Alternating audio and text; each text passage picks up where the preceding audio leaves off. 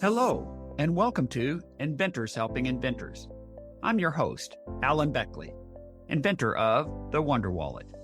If you're an inventor searching for proven ways to make money with your invention, if you dream to see your product selling in stores everywhere, you've come to the right place.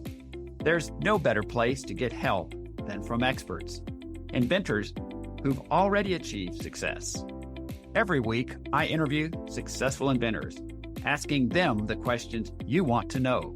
Tune in to learn from the experts so you can get your invention out of the tank and into the bank.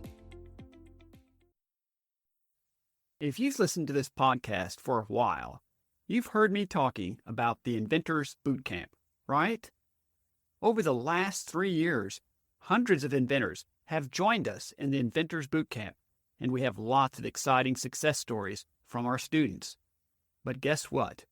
The bootcamp is not for everyone.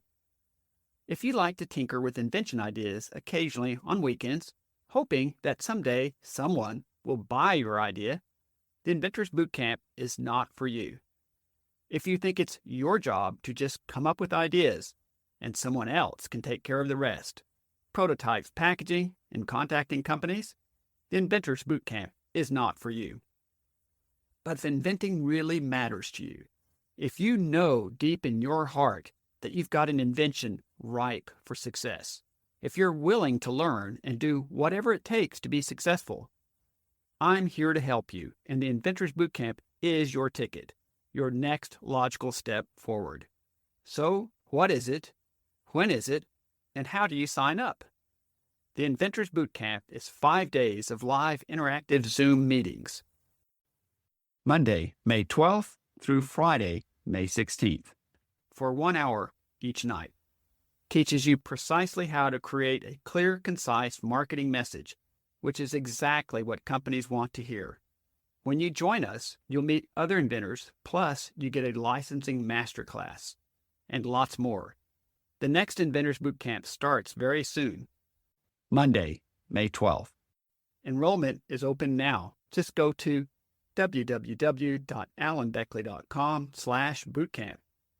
Many podcast listeners, just like you, have joined the Inventors Bootcamp. Here are just a few of our success stories. Duncan Ashworth has 2 companies interested in licensing his COVID-killing floor sanitizing invention. Daryl Carter secured a business partner and licensing arrangement. His asthma relief product was set to debut last fall. And Julietta Hughes tested her portrait artist invention. Now she's got a clear strategy for reaching out to companies to license it. Ready to add your success story to our list? The bootcamp is your ticket. Register now at www.alanbeckley.com/bootcamp to save your seat in the May bootcamp. Welcome to episode number 504. Today, it's Thursday, and that means it's time for another Thursday Thought. So what is your Thursday thought for today? It's a short one, but it's a question. Does your invention have a fatal flaw? Sometimes a promising new invention fails in the marketplace because it has an overlooked flaw, a fatal flaw that causes it to fail.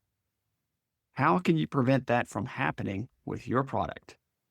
The answer is to do validation testing early before it is pushed into the marketplace in large quantities.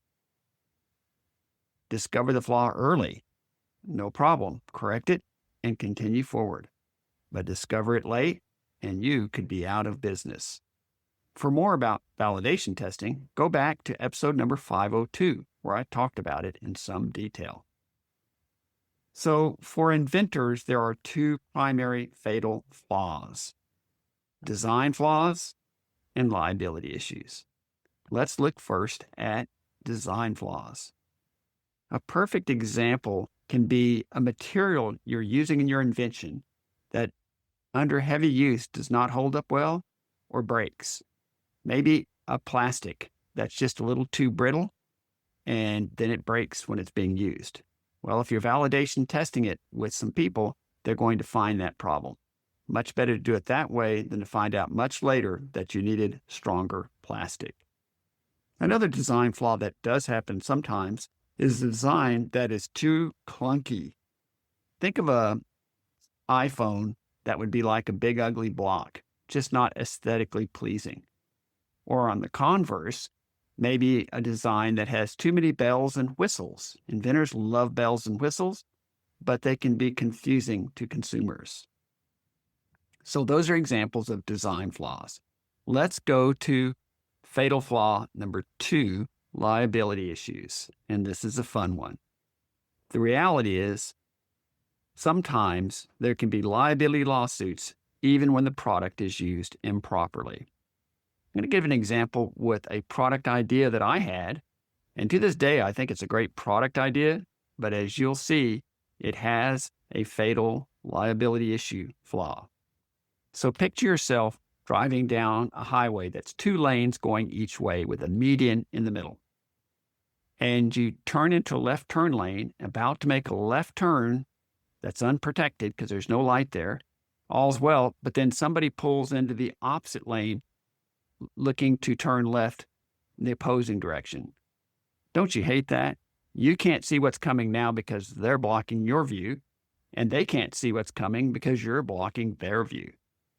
Well, what if you had a stretchy arm and you could hold out a forward-facing camera some distance outside your window? Then you would be able to see the oncoming traffic easily, wouldn't you? Well, I designed a product or went through the process of designing a product that would actually do that and would give you what amounts to a forward-facing camera view of the oncoming traffic. But then I thought about it, and I realized it has a fatal flaw, and that is a liability issue. Think of there being thousands, tens of thousands, or even millions of this wonderful camera device out there that people are using. And then it's a rainy day, and a person's using it, but there's rain, there's moisture on the camera, and they can't quite see as clearly as they might, and they think, oh, no one's coming, and they pull out left, and somebody's coming and hits them. Bam. Guess what? Liability lawsuits. It's your fault. It's the device's fault. It's everybody standing's fault. It's not the driver's fault. Well, sadly, this could be a great product, but if improperly used, even if instructions said, do not use during rain, does not matter. You could be sued. Sad, but true. So just to highlight very quickly the 2 key things we talked about, and that is, does your product have a fatal flaw? And there's 2 categories of fatal flaws for products: design flaws and liability issues. Thanks as always for listening, and we'll be talking to you again soon. Thanks so much for tuning in to Inventors Helping Inventors. If you like the show, please tell your friends about it. Make sure to subscribe in iTunes or wherever you get your podcasts so you won't miss a single episode. Talk to you soon.